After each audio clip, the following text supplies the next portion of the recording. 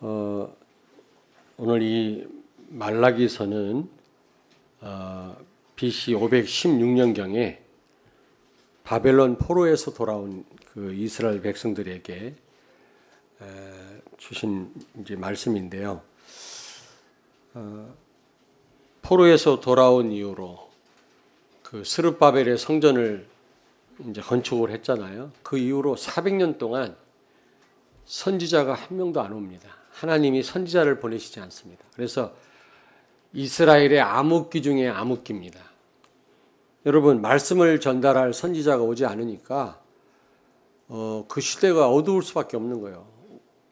우상이 급증하고 타락에 빠질 수밖에 없는 겁니다. 그렇지 않습니까? 그저께 박사기 받은 목사가 자기 친딸을 때려서 죽게 하고 12개월 동안 방치해가지고 막 난리가 됐었잖아요. 할 말이 없더만 제가 이제 진짜 할 말이 없더라고요. 근데 독일에서 박사학위 받았다. 똑똑한 사람이거든요. 아무리 박사학위를 받고 학생들한테 존경을 받는 교수라 할지라도 흑암에 잡히면 그렇게 될 수밖에 없어요. 참 안타까운 일인데, 그래도 여러분, 교회가 사람들한테 막 지탄을 받고 그리고 막 개독교란 말을 들어도 교회가 있으니까 이 정도입니다. 교회가 없으면 여러분 걷잡을 수 없이 완전 재앙을 만나고요. 망할 수밖에 없는 겁니다. 교회가 있으니까 이 정도예요, 여러분. 김구 선생님 그랬잖아요. 경찰서 100개 세우는 것보다 바른 교회 하나 세우는 게 훨씬 낫다고. 그래서 경찰서가 있으니까 그래도 이 정도지. 없어 보세요. 무법천지가 될 거 아니겠습니까? 영적으로 교회가 없으면 무법천지가 될 것입니다. 말라기 시대 때 선지자가 한 명도 없으니까 완전히 그냥 엉망이 된 겁니다. 그러면 우상에 빠지고 타락하면 하나님 반드시 심판하시잖아요. 재앙을 내리시게 돼 있어요. 그러면 고통 속에 빠질 수밖에 없는 거죠. 그러니 이스라엘 백성들이 하나님을 원망하고 불신앙하고 환경이 어려우니까 이제 그런 상황이죠. 그리고 또 많은 또 사람들은 막 그 타락에 빠질 수밖에 없고 그들을 향해서 오늘 주신 말씀이에요. 하나님의 사랑을 모르면, 그것도 하나님의 사랑의 방식을 모르면, 여기 오늘 보니까 이스라엘 백성들이 하나님이 내가 너희를 사랑했다 그러니까 이스라엘 백성들이 뭐라고 물어봅니까? 하나님이 어떻게 우리를 사랑하셨습니까? 반문하잖아요. 하나님의 방식을 모르면 타락할 수밖에 없는 거예요. 그러면 고난 가운데 고난에 빠질 수밖에 없는 겁니다. 문제에 빠질 수밖에 없는 거죠. 그걸 이길 힘이 없는 겁니다. 그래서 하나님의 사랑을 여러분이 다 아시겠습니다만 더 제대로 아셔야 되겠고요. 또 그 사랑도 또 나름이잖아요. 어떤 방식으로 우리를 사랑하셨는데 그 방식을 알 때 여러분이 어떤 가운데서도 승리할 줄로 믿습니다. 여러분 자녀가 가정에서 부모님 사랑받으면 타락하지 않습니다. 왜 청소년 문제가 왜 자꾸 일어납니까? 가정에서 무관심하고 막 부모들이 때리고 그러니까 바깥에서 나돌다가 그렇게 타락을 하게 되는 겁니다. 사실은 이게 청소년 문제는 가정 문제거든요. 여러분들 다 잘 하시겠습니다만 가정에서 자녀들하고 좀 소통을 많이 하시길 바랍니다. 오늘 결론적으로 말씀드리겠습니다만 공부가 다가 아닙니다. 기준이 아닙니다. 절대적인 기준이. 오직 예수가 기준이니까 너무 자녀들 닥달하지 마세요. 여기 그런 분은 없구나. 부모의 사랑을 받은 자녀는요 절대로 잘못되지 않습니다. 하나님 사랑을 제대로 아는 성도, 그 사랑을 누리는 성도는 타락하지 않습니다. 그 어떤 가운데서도 누구를 원망하지 않습니다. 그걸 잘 못 누리고 모르니까 타락에 빠지는 겁니다. 잘못되는 거죠.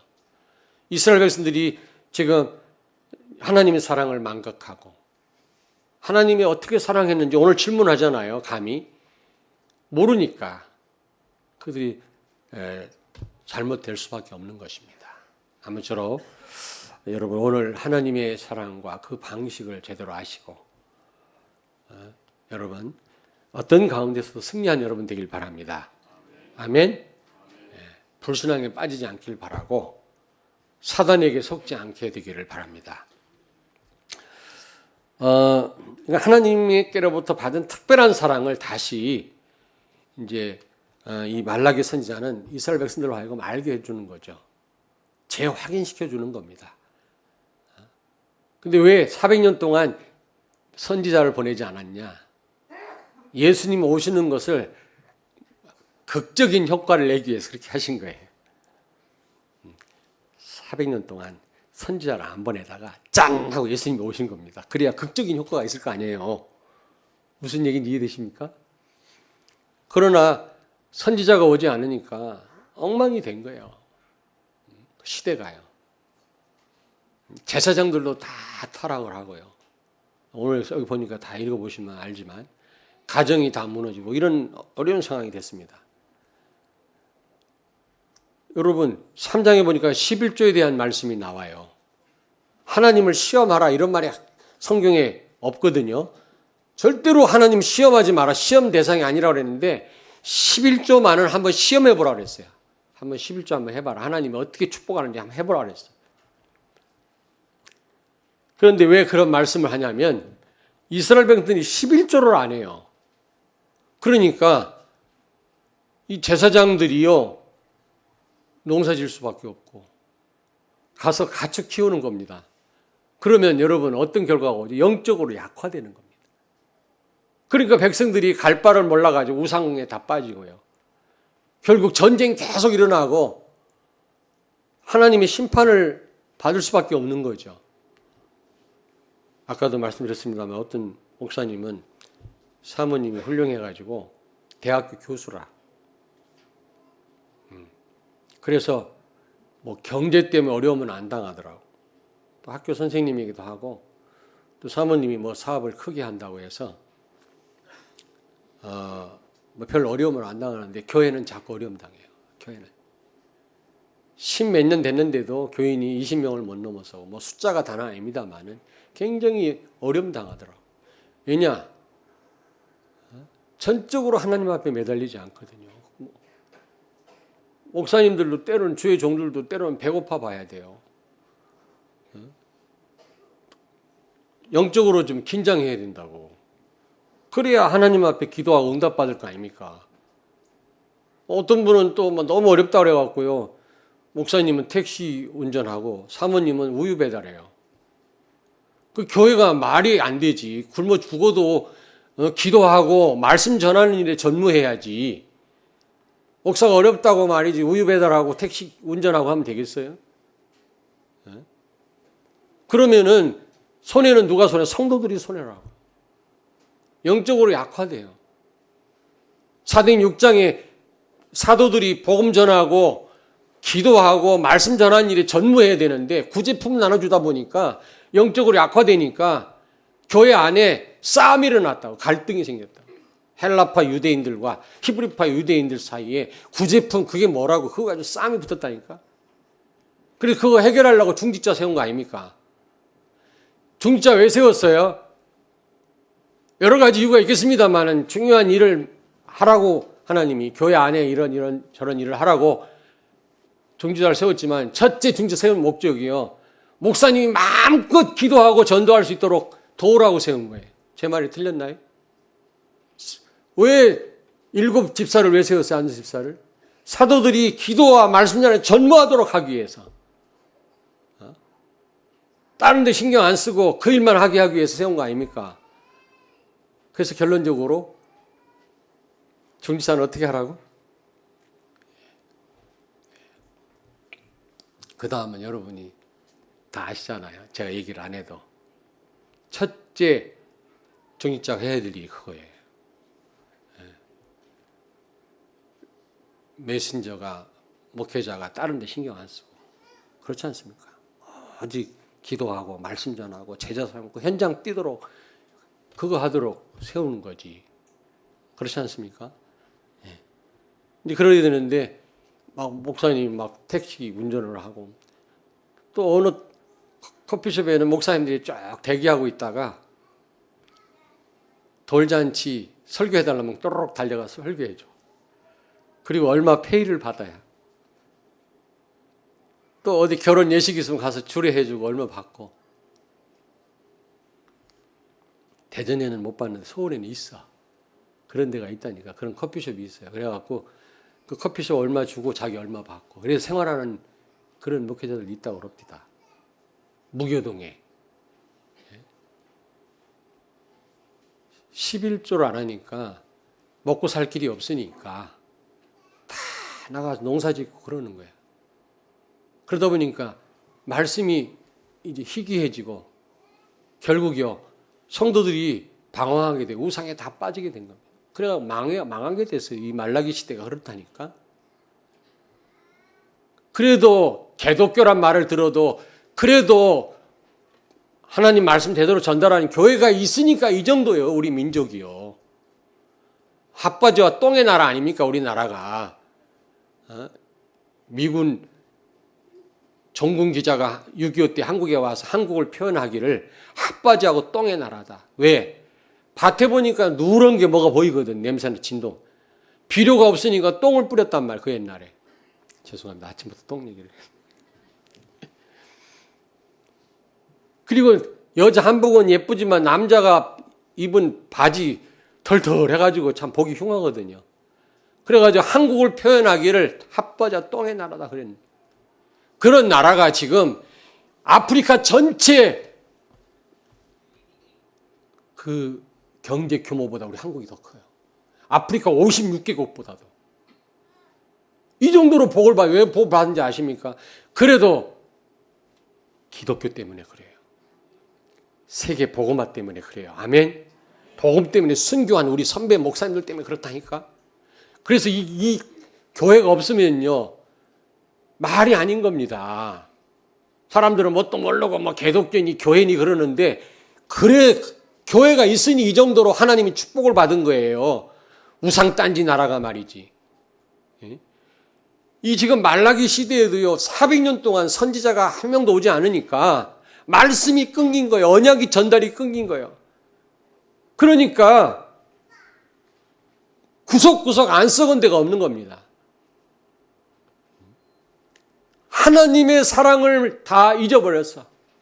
왜? 하나님의 사랑에 대해서 복음에 대해서 선포하는 사람이 없으니까 시간이 흘러가면 다 까맣게 잊어버려. 그러니 다 타락할 수밖에 없는 거야. 부모의 사랑을 못 받은 자식은 바깥에 나가면 타락하게 돼 있다니까. 마찬가지. 그래서 말라기는 하나님의 사랑에 대해서 언급하고 있는 겁니다. 여러분 하나님의 사랑 그 방식을 아시고 다시 한번 힘을 얻으시는 여러분 되길 바랍니다. 아멘. 네. 그러면 하나님의 사랑은 어떤 사랑입니까? 하나님이 어떤 방식으로 우리를 사랑하셨습니까? 하나님의 사랑은 조건 없는 사랑입니다.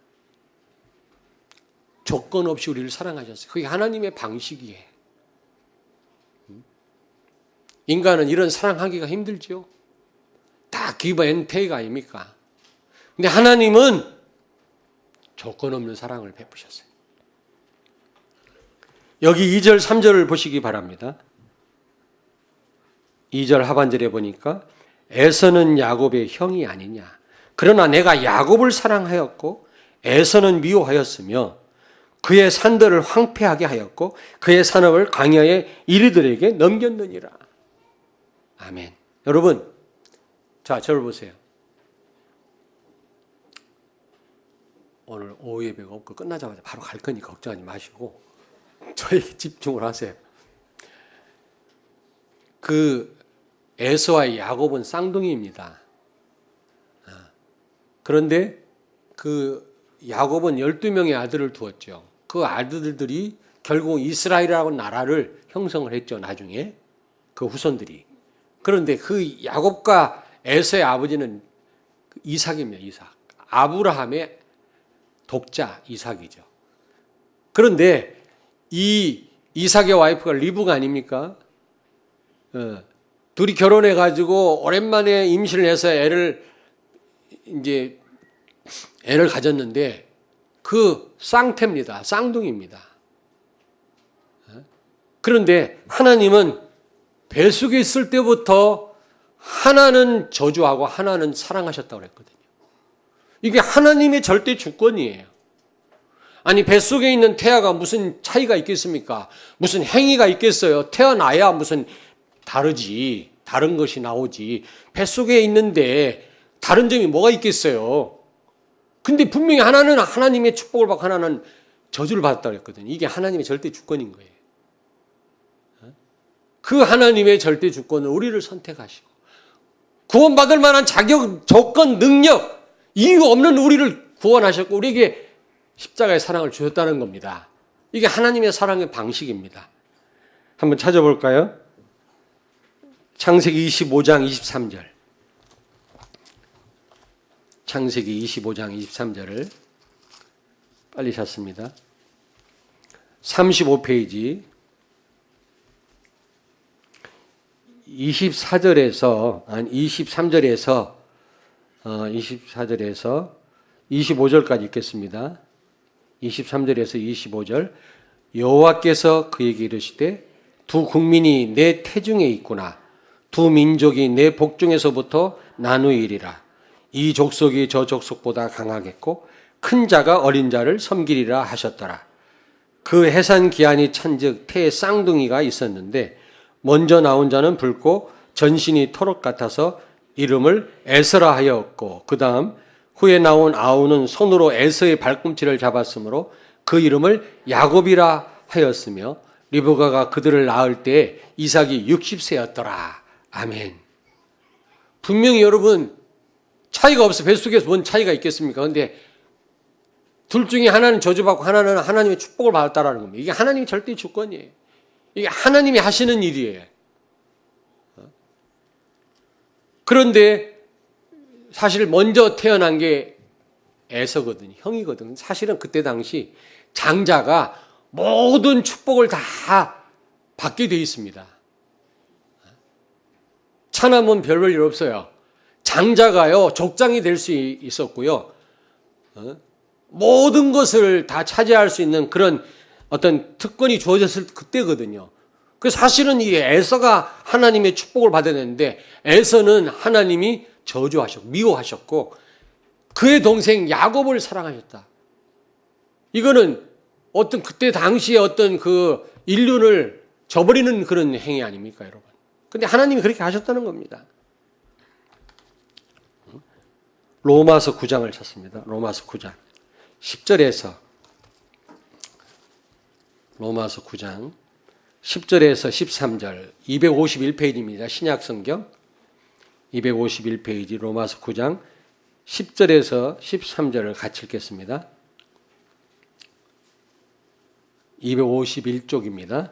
로마서 9장 11절에서 13절 같이 읽습니다. 10절에서 그뿐 아니라 또한 리브가가 우리 조상 이삭 한 사람으로 말미암아 임신하였는데 그 자식들이 아직 나지도 아니하고 무슨 선이나 악을 행하지도 아니한 때에 택하심을 따라 되는 하나님의 뜻이 행위로 말미암지 않고 오직 부르시는 이로 말미암아 서게 하려 하사 리브가에게 이르시되 큰 자가 어린 자를 섬기리라 하셨나니 기록된 바 내가 야곱은 사랑하고 에서는 미워하였다 하심과 같으니라. 아멘. 우리를 사랑하신 하나님의 방식을 설명하고 있는 겁니다. 하나님의 절대 주권. 여러분이나 나나 구원받을 만한 조건, 능력, 자격이 없습니다. 그럼에도 불구하고 죄 가운데 죄가 뭔지도 알지도 못하고 죄를 먹고 마시고 살던 우리들, 하나님을 대적하던 우리들을 하나님은 무조건적으로 우리를 선택하시고 구원하신 줄로 믿습니다. 그 사랑을 베푸셨어요. 그런 사랑을 우리가 받았다. 이걸 이스라엘이 지금 망각하고 있는 거예요. 지들이 잘나가지고 구원받은 줄 알고 아주 훌륭해가지고 하나님의 축복을 받고 있는 줄 알고 착각하고 있는 거 있죠.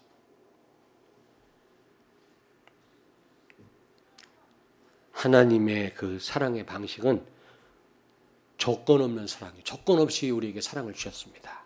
아멘. 여러분 듣고 계십니까? 두 번째로 불가항력적인 사랑이에요. 하나님의 사랑은 그 누구도 막을 자가 없어요. 빼앗을 자가 없어요.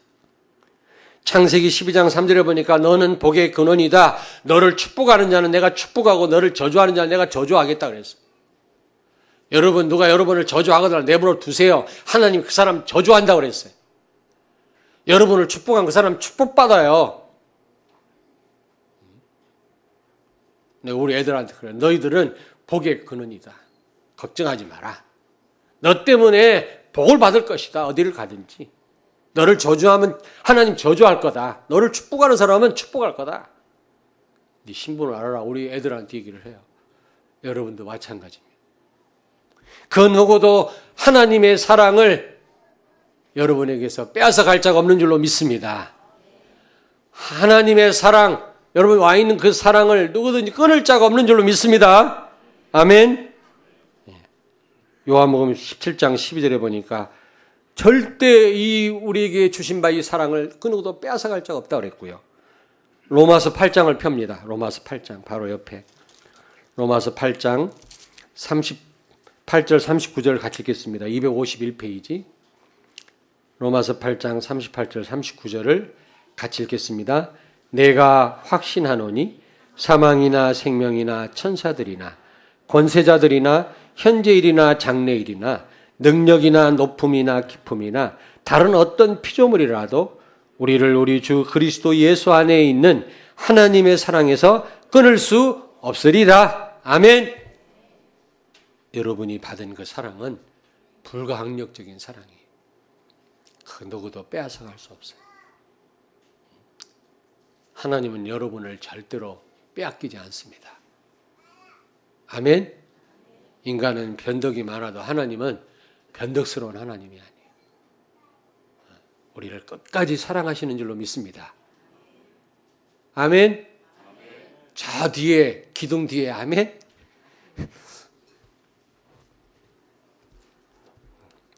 그리고 그러므로 하나님의 이 사랑은 전적인 은혜죠.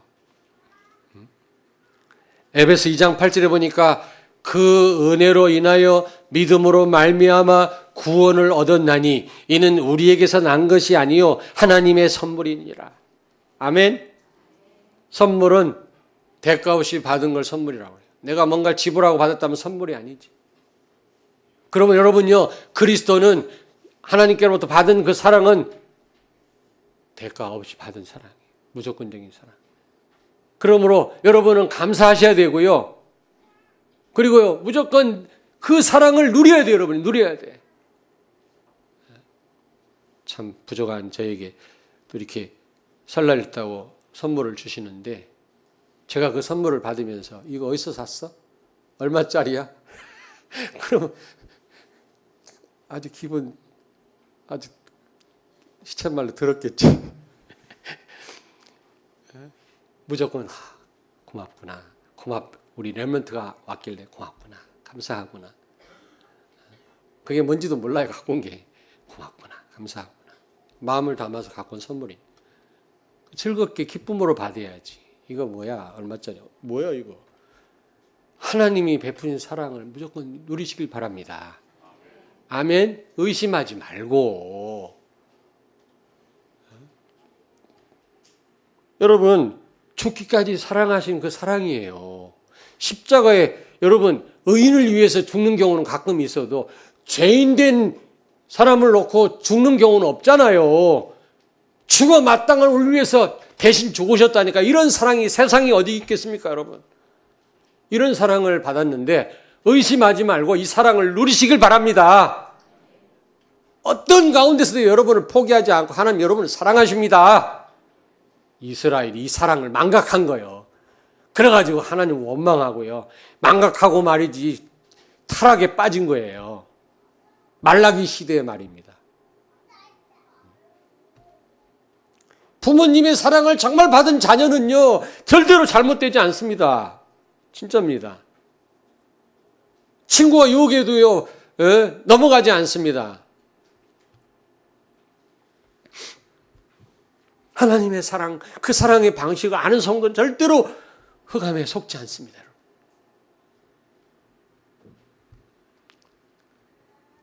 자, 그러므로 우리가 하나님의 사랑을 알고 하나님의 사랑의 방식, 우리를 어떻게 사랑하시는지를 안다면 우리의 삶의 방식도 바뀌어야 되지 않겠습니까? 그 사랑을 받은 자들로서 어떻게 바뀌어야 됩니까? 불신자들 보니까 여기 오늘 본문 말씀 3절 5절을 보세요. 그러니까 끈을 사용하라고 그랬죠. 끈을 사용 안 하니까 또 막 뒤적뒤적 찾느라고. 항상 본문은 끈으로 딱 표시를 해놨다가 다른 데 찾다가 얼른 돌아오도록. 나 이제 얘기 그만할게. 마지막으로 합니다. 자, 본문 말씀 돌아오면 여기 3절 보니까 에서는 미워하였으며 같이 읽습니다. 그의 산들을 황폐하게 하였고 그의 산업을 광야의 이리들에게 넘겼느니라. 에돔은 말하기를 우리가 무너뜨림을 당하였으나 황폐된 곳을 다시 쌓으리라 하거니와 나 만군의 여호와는 이르노라. 그들은 싸울지라도 나는 헐리라. 사람들이 그들을 일컬어 악한 지역이라 할 것이요 여호와의 영원한 진노를 받은 백성이라 할 것이며 너희는 눈으로 보고 이르기를 여호와께서는 이스라엘 지역 밖에서도 크시다 하리라. 하나님을 무시하는 불신자들을 망해놓고요. 망하고서 그때서야 비로소 아이고 하나님 살아계신가배 이런다니까. 그 얘기 5절은 이스라엘 지역 바깥에서도 크시다 하리라. 불신자들도 하나님을 인정하는 날이 와요. 쫄딱 망하고서 그때서 비로소 알아. 하나님이 계시나 봐. 망하기 전에는 몰라. 망해야만 알아요. 망하기 전에 내 주먹을 믿는다고 그러죠. 귀신 섬기 우상 섬기다가 망하고서 비로소 하나님 찾는다. 나중에 눈으로 보고 이르기를 5절 보세요. 5절. 그리고 다른 사람도 안 돼요. 저거 여호와께 저주받은 백성이라. 4절 하반절에 보니까. 여러분, 자, 불신자는요, 하나님의 사랑을 못 받았기 때문에, 이 무조건적인 사랑을 못 받았기 때문에, 제외됐기 때문에, 유기된 사람들이기 때문에, 버림받은 사람들이기 때문에, 아무리 성공해도 결국 원점으로 돌아온. 아무리 잘 나가도 결국 망한다는 겁니다. 멸망당한다는 겁니다. 하나님이 멸망시켰더니 자기들 힘으로 다시 힘으로 노력하면 다시 회복되겠지. 천만의 말. 다시 또 무너뜨린대 하나님. 이게 불신자예요. 우리보다 특별히 차이 나는 것도 아닌데 불신자를 결국 멸망시킨다는 겁니다. 하나님이. 우리는 잘난 것도 하나도 없는데 하나님은 이 엄청난 사랑을 베푸셨고. 그렇다면 우리는요, 이 사랑을 받은 자들로서 어떻게 살아야 됩니까? 우리는요, 여러분 기억하십시오. 성공과 실패가 기준이 아니에요. 하나님이 함께 하시느냐가 기준이에요. 아멘? 우리는 너무나 잘못된 메시지를 그동안 들어왔어요. 육신적인 축복을 받아야 하나님의 축복받은 거다. 출세해야만 정말 제대로 신앙생활을 한 거다. 그동안 그렇게 우리가 들어왔고 그렇게 알고 있잖아요. 그러면 다윗은 분명히 성공한 사람이에요. 왕이었으니까. 요셉도 총리였었으니까 성공한 사람. 그러면 바울은 뭡니까? 바울은 죽을 때 오단벌이 없었어요. 로마의 지하 감옥에서 감옥살이 하다가 네로 황제에 의해서 단두대에 목 날라갔다니까? 그러면 그 사람은 망한 사람입니까? 그렇지 않아요. 우리는 기준이요, 성공이 기준이고 실패가 기준이에요. 그런 잣대로 모든 걸 우리 재고 있다니까? 그렇지 않아요. 하나님이 함께 하느냐, 이게 기준인 줄로 믿습니다. 왜냐하면 우리를 구원한 것도, 우리가 구원받은 것도, 우리를 사랑하시는 방식이요, 나에게 있지 않습니까? 원인이 하나님께 있잖아요. 그러므로 우리의 삶의 방식도요, 원인이 하나님께 있는 겁니다. 내가 많은 걸 가지고 있고 내가 공부를 많이 하고 내가 출세하면 세계복음 알 수 있다고 생각해요. 천만의 말씀. 하나님이 나를 들어 쓰신다면 나를 통해서 세계복음화가 될 줄로 믿습니다. 그렇다고 해서 우리 렘넌트들 출세하지 마라 그 말 아니요. 그 말 아니에요. 성공하지 마라 그 말 아닙니다.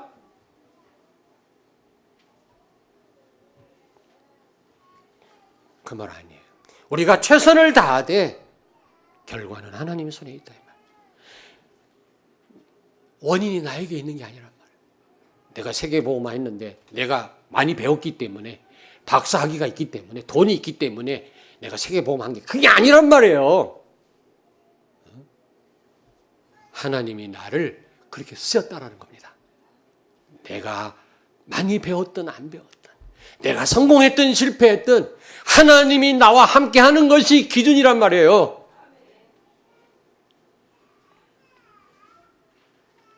우리는 성공해야 우리는 세계복음 할 수 있다고 생각하고 또 성공 못하면 세계복음 못한다고 생각합니다. 성도들 기도할 때 보면 전부 머리가 되게 해달라고 기도해요.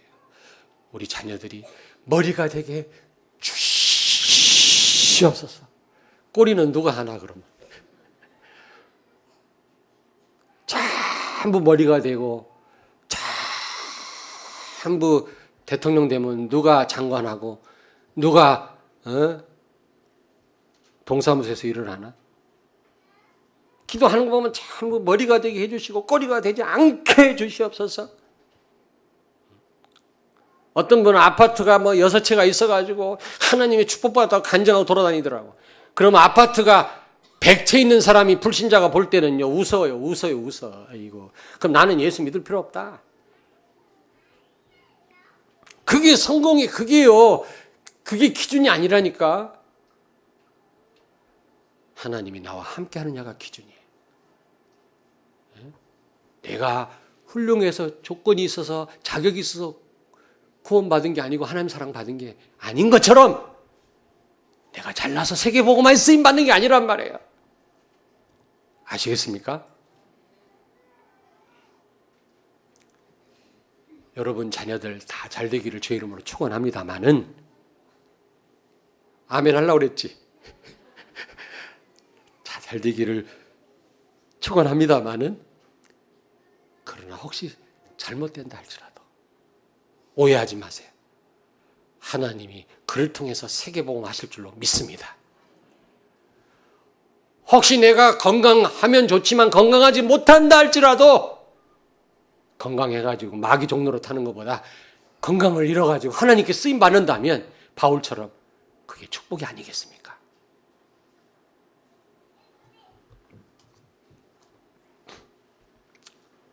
우리는 성공하든 못하든 우리 자녀가 성공하든 못하든 하나님이 함께하는 그런 인생 되기를 주의 이름으로 축원합니다.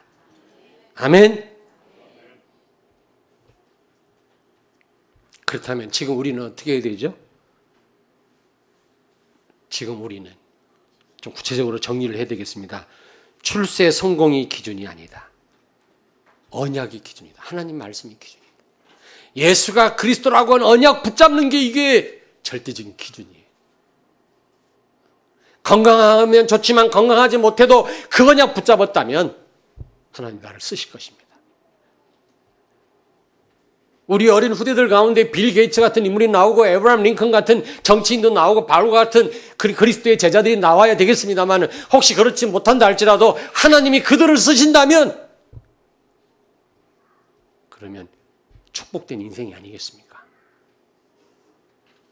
우리가 무슨 조건이 있어서 하나님 사랑을 받았습니까? 내가 조건을 갖춰야만 쓰임 받습니까? 하나님께? 대착각입니다. 그렇다고 해서 최선을 다하지 말란 말 아니에요. 최선을 다하고 우리는 노력해야 되겠죠. 그 결과를 하나님께 맡기라는 거지. 두 번째로 지금 우리는 오직 예수 되는 것이 중요합니다. 오직 예수. 갈라디아서 2장 20절. 이제 나는 죽었고 내 안에 사는 분은 그리스도다. 그리스도 사는 사람이 돼. 전적으로 그리스도만 의지하는 사람이 되면 하나님은 나를 쓰시게 돼 있어요.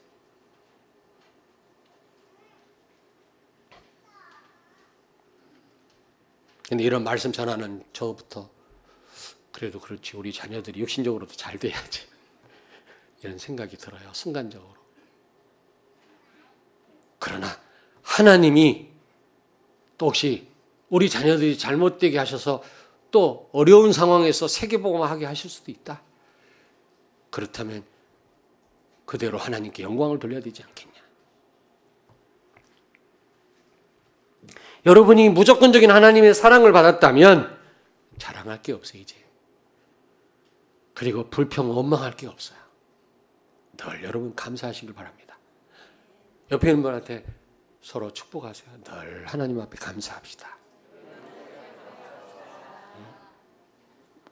무조건적인 사랑을 받았는데 그렇잖아요.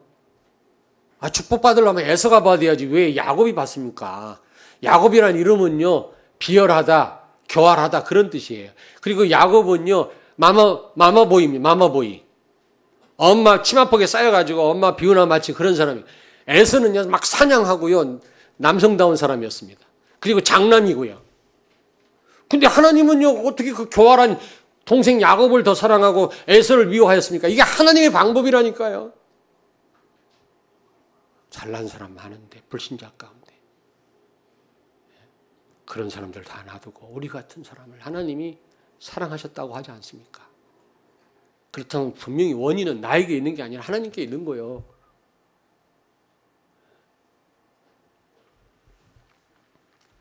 자, 결론입니다. 우리가 하나님의 사랑을 모르고 하나님의 그 사랑의 방식을 모르고 못 누리면 늘 불신앙에 빠지고 원망하고 낙심할 수밖에 없는 거예요. 또 한 걸음 더 나아가서 타락할 수밖에 없는 겁니다. 정말 하나님의 사랑과 그 방식을 알고 누리는 성도는요, 절대로 여러분 낙심하거나 불평하거나 타락하지 않습니다.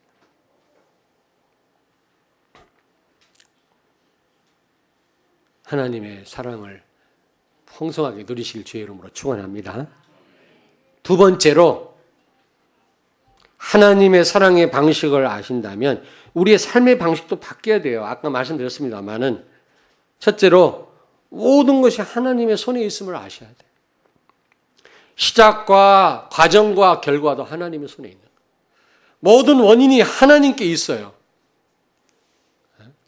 그렇다고 해서 우리가 아무렇게나 살아라 그 말이 아니에요. 최선을 다하되 결국 하나님의 손에 달려있단 말이에요.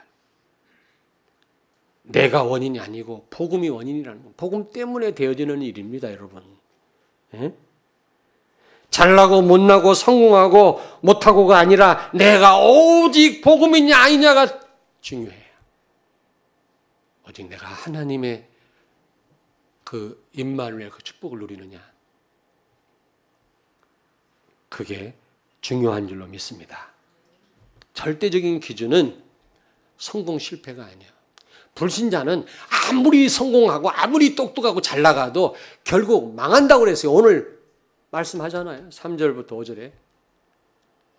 본인도 인정할 정도로 망한다고 그랬어요. 본인도. 하나님 무시하는 인간들이 결국에는 하나님 계신가 봐.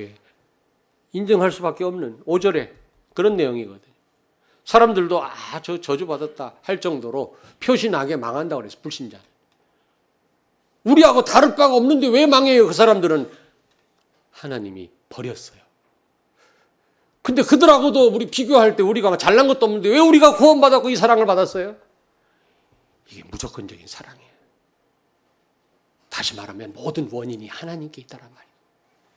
우리 신앙생활도 마찬가지. 내가 원인이 아니에요. 내가 잘해야만, 내가 훌륭해야만, 내가 많은 걸 가져야만 세계복음할 수 있는 게 아니에요. 하나님이 쓰셔야 돼요. 성공해도 실패해도 하나님이 함께하는 사람 되기를 바랍니다. 오직 예수 되기를 바랍니다. 기도하겠습니다. 하나님, 헤아릴 수 없는, 감당할 수 없는 그 사랑을 우리에게 주신 것을 감사드립니다. 이제 하나님 우리에게 베푸신 사랑의 방식을 알아사오니 우리의 삶의 방식이 바뀌어지게 해 주옵소서. 내가 기준이 아니고 오직 복음이 기준되고 말씀이 기준되게 해 주시고 임마누엘 축복 누리는 것이 기준이 되게 해 주옵소서. 성공이 잘 되는 것이 기준이 아닌 줄 알게 해 주신 것을 감사하오며 예수님 거룩하신 이름으로 기도하옵나이다. 아멘.